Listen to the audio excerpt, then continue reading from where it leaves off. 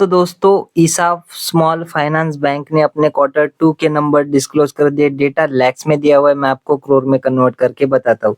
So bank की इस quarter की जो टोटल इनकम रही है वो रही है 965 करोड़ की। पिछले क्वार्टर में ये 1023 करोड़ थी और पिछले साल 1093 करोड़ की कंपनी ने इनकम जनरेट की थी। तो ईयरली क्वार्टरली बेसिस पे देखें तो इनकम यानी कि कंपनी की टोटल इनकम में हमें गिरावट देखने को मिल रही है।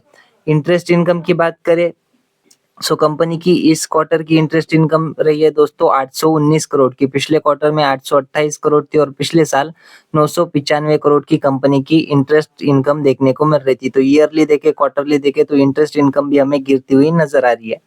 वही बात करें कंपनी के खर्चों की, देखिए कंपनी की इस क्वार्टर के खर्चे रहे 871 करोड़ के। पिछले क्वार्टर में 898 करोड़ थे और पिछले साल 949 करोड़ के खर्चे कंपनी ने किए थे।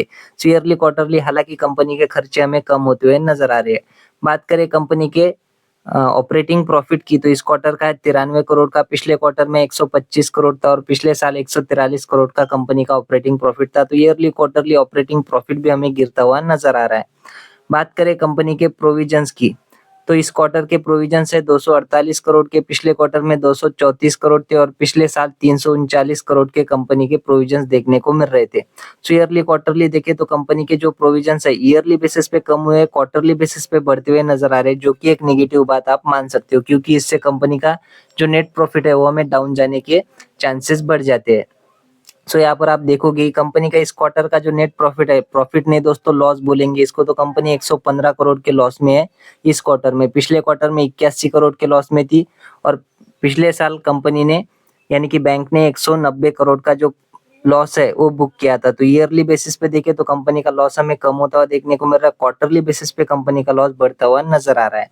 ईपीएस की अगर बात करें देखिए बैंक का इस क्वार्टर का ईपीएस है 2 रुपया 25 पैसे, जो कि माइनस में है। पिछले क्वार्टर में माइनस 1 रुपया 58 पैसे था और पिछले साल माइनस 1 रुपये 69 पैसे का जो है बैंक ने ईपीएस जनरेट किया था। तो ईयरली बेसिस पे ईपीएस इंप्रूव हुआ है, क्वार्टरली बेसिस पे ईपीएस में हमें और भी ज्यादा गिरावट देखने को मिल रही है। और अगर देखें कंपनी के एनपीएस को, तो कंपनी की इस क्वार्टर के नेट एनपीएस है 3.83% की। पिछले क्वार्टर में 3.77% थी और पिछले साल 2.98% के हमें ईपीएस एनपीएस देखने को मिल रहे थे। तो ईयरली क्वार्टरली बेसिस पे देखें तो कंपनी के एनपीएस हमें बढ़ती हुई देखने को मिल रही है। ये भी एक नेगेटिव पॉइंट आप पकड़ सकते हो।